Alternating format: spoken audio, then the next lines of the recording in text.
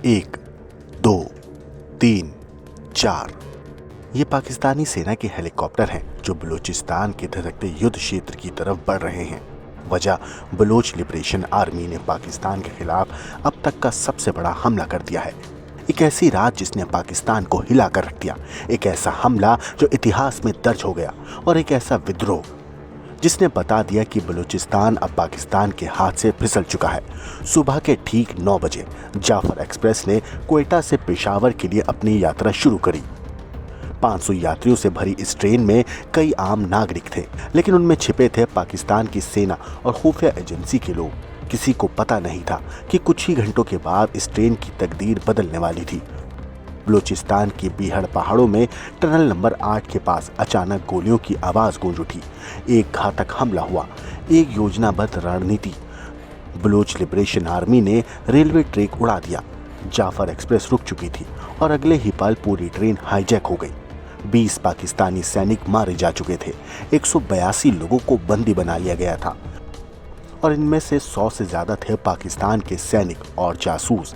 एक बयान में बीएलए ने पाकिस्तान को खुलेआम चेतावनी दी कि अगर पाक सेना ने किसी भी तरह का हस्तक्षेप किया तो बंधकों की जान की कोई गारंटी नहीं होगी। ये सिर्फ एक ट्रेन हाईजैक नहीं था, बल्कि ये था एक ऐलान। बलूचिस्तान ने बता दिया था कि अब वो पाकिस्तान से अलग होने की कगार पर है।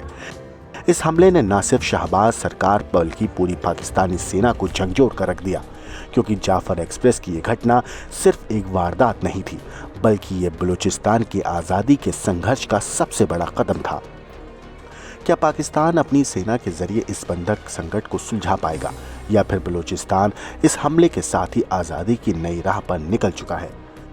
इस कहानी में आगे जो होने वाला है वो पाकिस्तान के भविष्य को हमेशा के लिए बदल सकता है।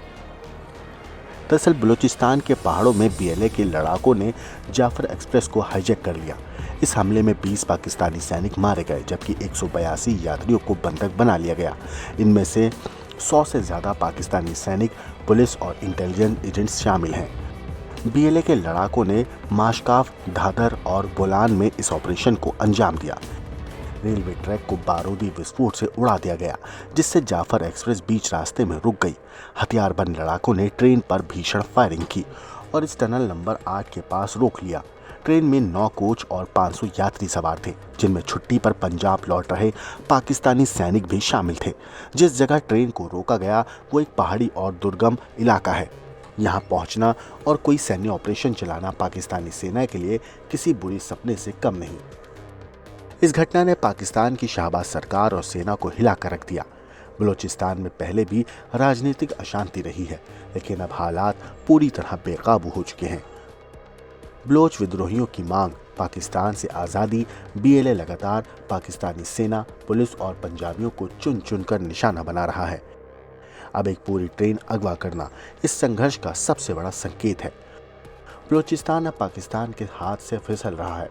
अब सवाल यह है, क्या पाकिस्तानी सेना बंधकों को छुड़ा पाएगी, या बलूचिस्तान में बगावत की आग और भड़क जाएगी?